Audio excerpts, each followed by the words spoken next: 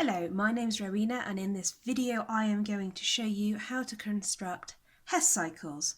We're going to do that using this example equation here, which is the hydrogenation of ethene, C2H4, to make ethane, C2H6. And I'm going to show you how to construct three different Hess cycles using the same example equation and how to do the calculations for it.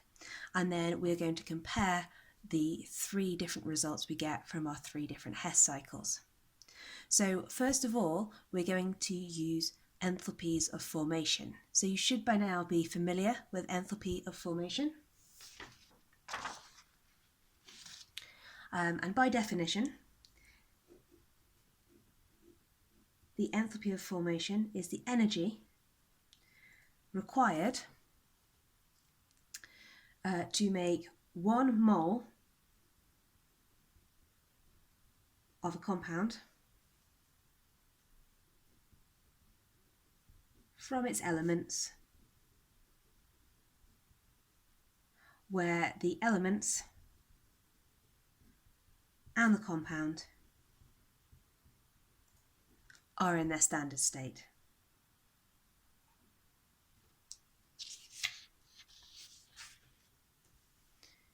So going back to our equation, if we look here at ethane, we can see that it's made from carbon and hydrogen, so we need the element forms of carbon and hydrogen. For carbon, that is carbon graphite, and it's important that we specify graphite because carbon has many allotropes, including diamond, but graphite is the lowest energy, most stable form. And I'm just going to write that down here at the bottom out of the way, carbon with GR for graphite. This is its phase, where the difference between phase and state is that phase tells you something about the structure as well as whether it is solid, liquid or gas. And we'll have some hydrogen as well, so that's H2, and hydrogen is a gas in its standard state. Now if we're going to construct this into equation, I am going to draw an arrow from these elements to the compound, and this is the enthalpy of formation C2H6, which is ethane. Now to balance this equation, we realise that there are 2 carbons and 6 hydrogens here, whereas only 1 carbon and 2 hydrogens here. So let's change that. We need 2 carbons and we need to have 6 hydrogens, and there are 2, so we'll have 3 lots of 2 to make 6. This is now a balanced enthalpy of formation, but we want to make this into a cycle. To do that, we'll need to put another arrow on.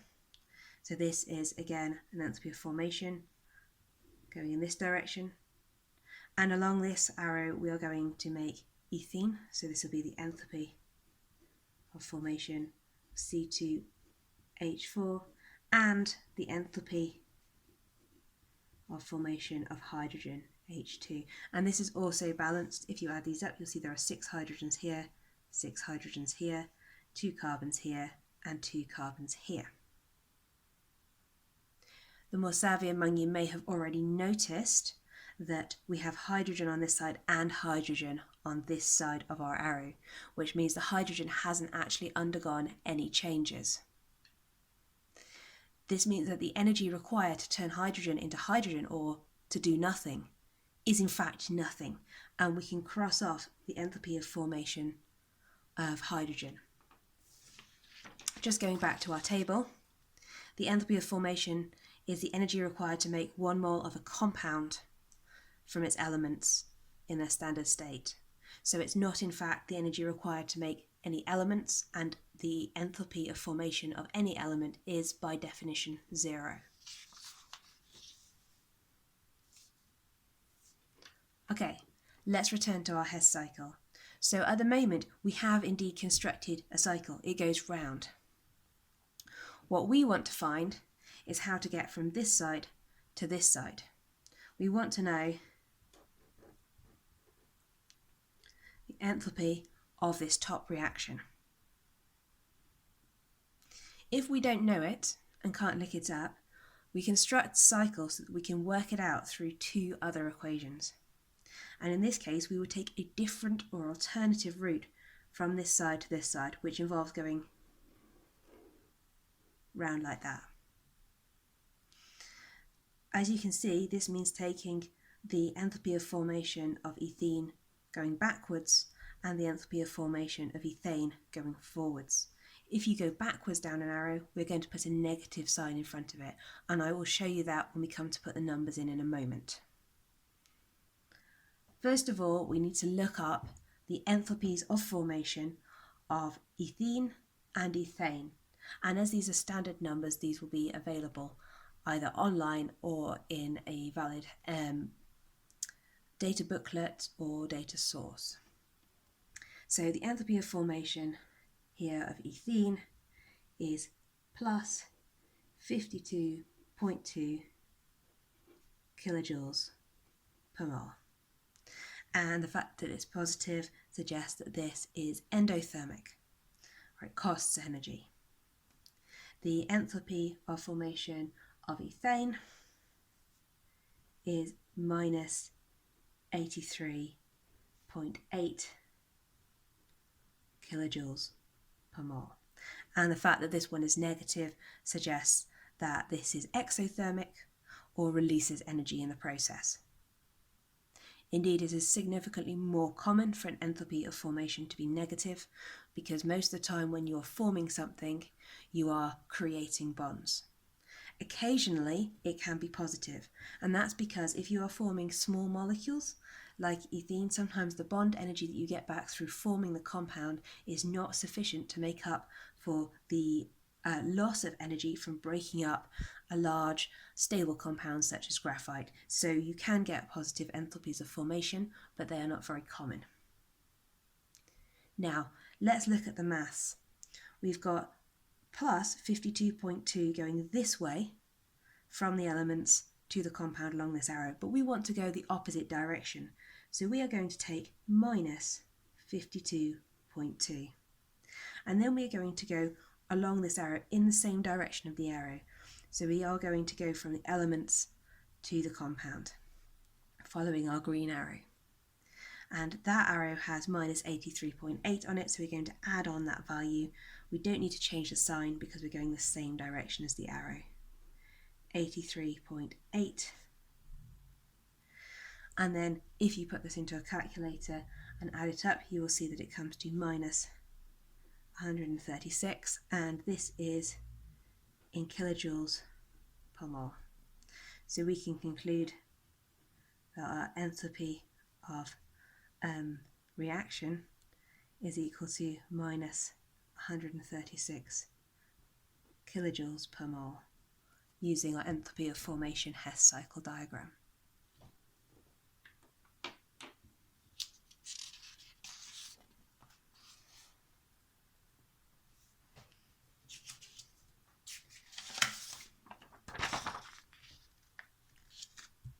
Now, let's have another go at that. Now this time, instead of using the enthalpies of formation, we are going to use enthalpies of combustion.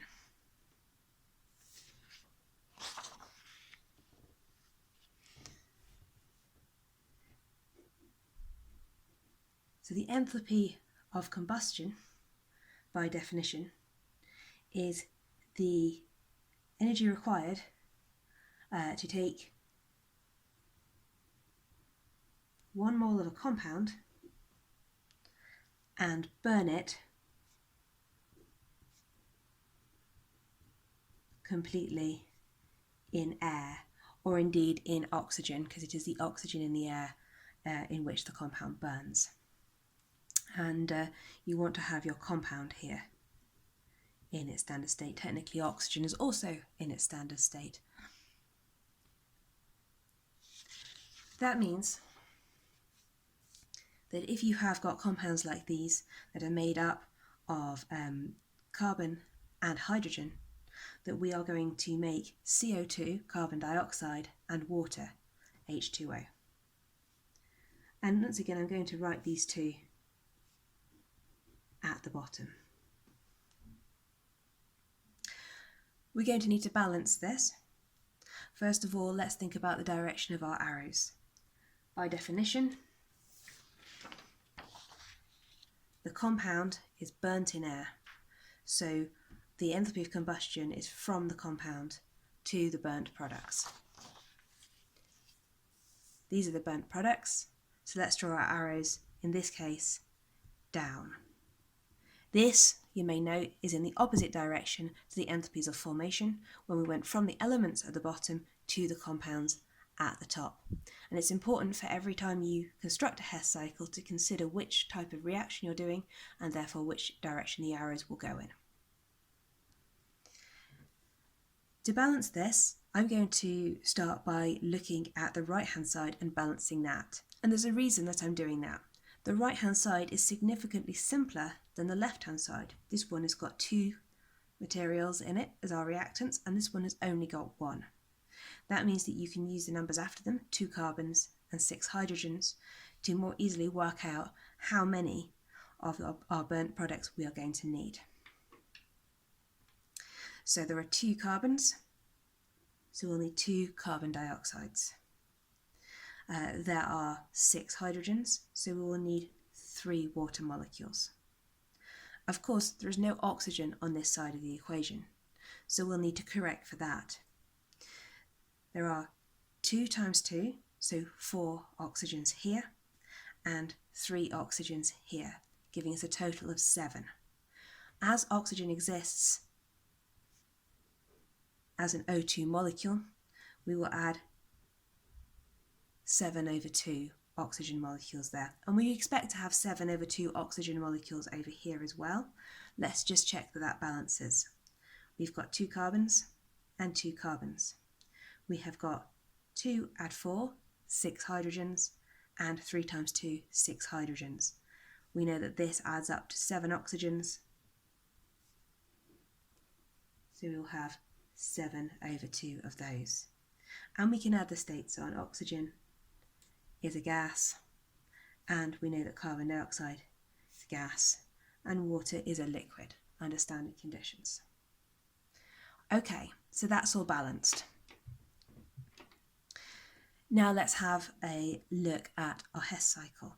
We want to find out our enthalpy of reaction.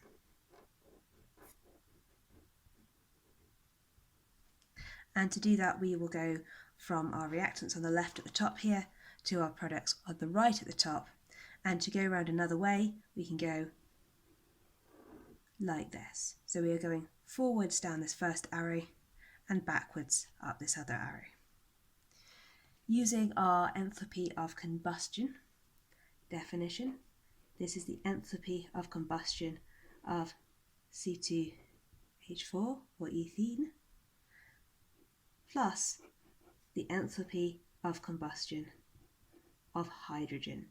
And in the last cycle we neglected hydrogen because it was going from an element to an element, but in this case there is no hydrogen on the other side. Hydrogen indeed gets burnt and turns into water, so we do need to include that. Now on this arrow we have the enthalpy of combustion of C2H6 or ethane, and there's 1 of these, so we only have one of these for each of those. Of course, if you had 2 hydrogens, you would need to double this combustion, but we won't need to worry about that right now.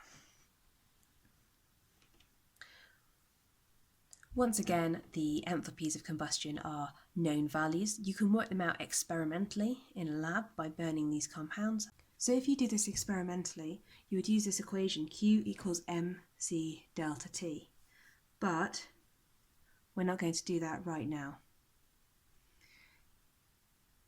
Of course, this would give it in joules, and you would then need to divide by 1,000 to put it into kilojoules and by the number of moles involved. Whereas we're going to look up these values, which will already be in kilojoules per mole. So for C2H4, for ethene, our standard enthalpy of combustion is minus 1411 kilojoules per mole, and for hydrogen it's minus 286 kilojoules per mole. To find the total on this arrow, we're going to add the 2 up, and that will give us minus 1697 kilojoules per mole. You'll notice that this is exothermic, so it releases energy, And this is of course something that you would expect because these are hydrocarbons and we know that hydrocarbons are fuel, so burning them must release energy. This gives us the total in kilojoules per mole for our left-hand arrow. And then on this one we only have one species, which is our ethane, so we can look up the value of that, and that is minus 1560 kilojoules per mole.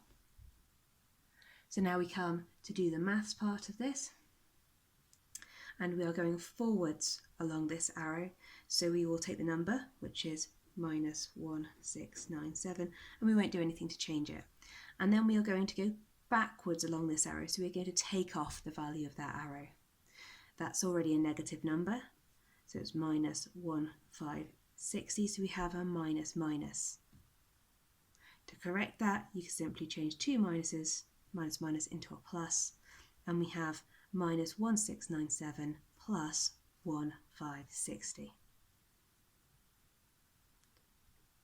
And that is equal to minus 137, which is of course in kilojoules per mole.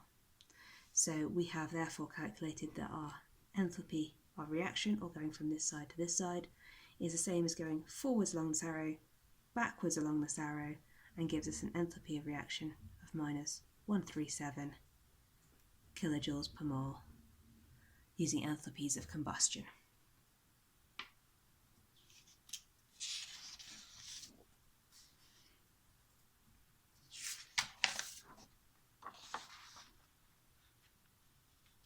Now, let's move on to our third example. I have the equation out in front of me again, and this time we're going to use bond energies. Now, bond energies are not a standard enthalpy, and there are a series of assumptions that are made when you're calculating bond energies.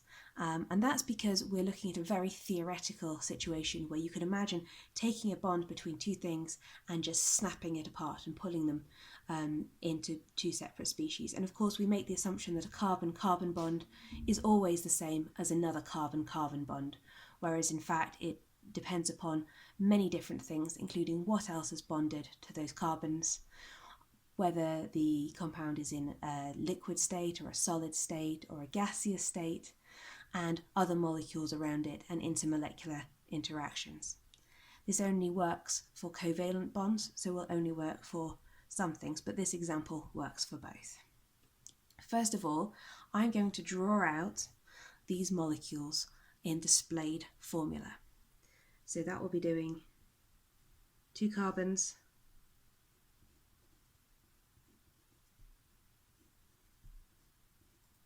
and 2 hydrogens, and of course you'll realise here that these carbons need 4 bonds, so there must be a double bond between our 2 carbons. We have hydrogen, that's just HH, and then we have C2H6, so again 2 carbons, but this time each one has 3 hydrogens attached to it, which means that it has its 4 bonds and it is saturated. In fact, in this case, we're going from an unsaturated to a saturated compound. And this will tell us a little bit about the number of bonds that we have and that need to be broken. If we are going to do bond energies, we'll break these down into carbon and hydrogen atoms. And these are in the gaseous state. So let's have again a look at our definitions.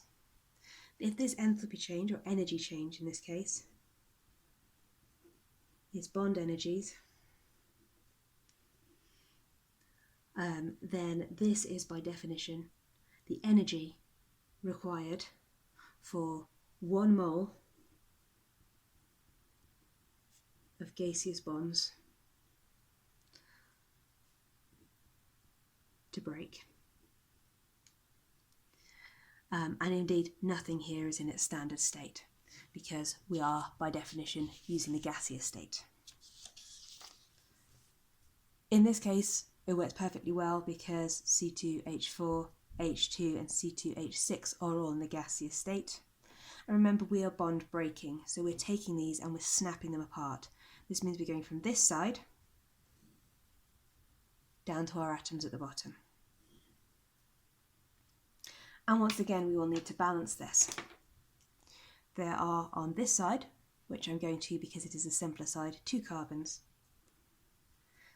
and 6 hydrogens. And on this side, we can check that it's correct. 2 carbons, 1, 2, 3, 4, 5, 6 hydrogens and 6 hydrogens, all as atoms that have been completely dispersed. So what bonds have we had to break? Here we have got 1 carbon-carbon bond and 6 carbon-hydrogen bonds. Now, just to make sure that you count them correctly, a good thing to do is to number the bonds. So for my carbon-hydrogen here, it's 1, 2, 3, 4, 5, 6. And this is quite laborious, but it just makes sure that you don't make any silly errors. There is 1 carbon-carbon. You could label that as well, even though there's only 1, and use a different numbering system or a different colour pen. Over here, I have got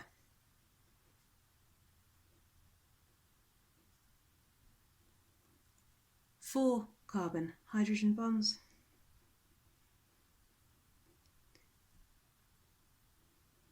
and a carbon-carbon double bond. It's important not to forget the hydrogen as well. I've got a hydrogen-hydrogen bond, and between these we make up all of the bonds that we are going to break using bond energies.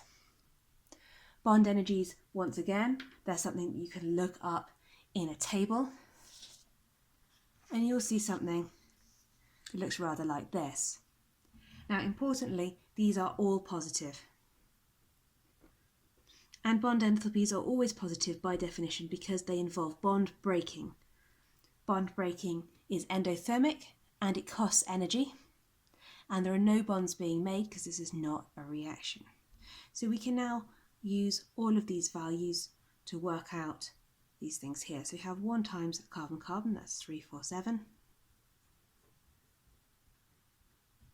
And 6 times carbon-hydrogen, so that's 6 times plus 4, 1, 3. Over here, we have got 4 times carbon-hydrogen,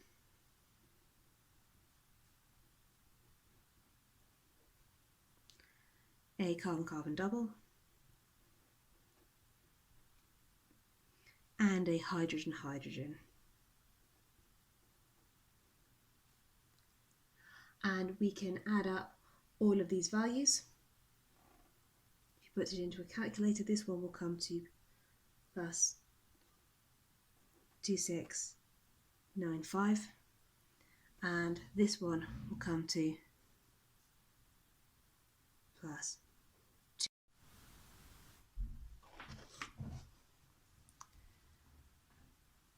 2825, and again kilojoules per mole, kilojoules per mole.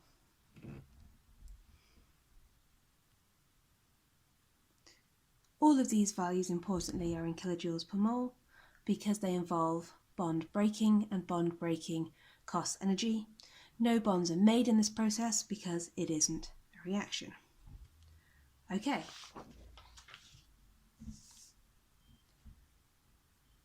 So now let's look at our Hess cycle. We are going to follow from this side to this side in order to calculate our enthalpy of reaction. And our alternative route is going to take us down this arrow and up this arrow in its reverse direction. So the first arrow is plus 2695. This arrow we're going in the wrong direction, so it's minus, and it's minus plus 2825, or 2695 minus 2825, and that gives us minus 130 kilojoules per mole which is our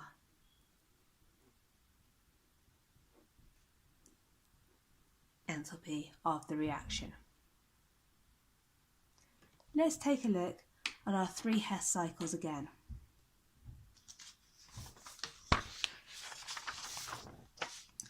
In our first Hess cycle, we calculated minus 136 kilojoules per mole. And in our second Hess cycle, we calculated minus 137 kilojoules per mole. So as you can see, we have got 3 different but very similar answers. All of them tell us that the reaction is exothermic, or releases energy. They're all about the magnitude 130 to 140, but they do differ, and that of course is because the enthalpy of combustion is determined experimentally, and formation is determined experimentally but not always directly, whereas bond energy is very theoretical and makes several assumptions, which means that this value here of 130, which is a little lower than the other two, is most likely to be incorrect. Together, we can decide that because they're similar enough, that these enthalpy cycles work, but it does show you a little bit about the limitations of them. I hope you found that helpful and you've learned a bit more about how to construct Hess cycles. There'll be another video following on from this about how to construct Born-Haber cycles.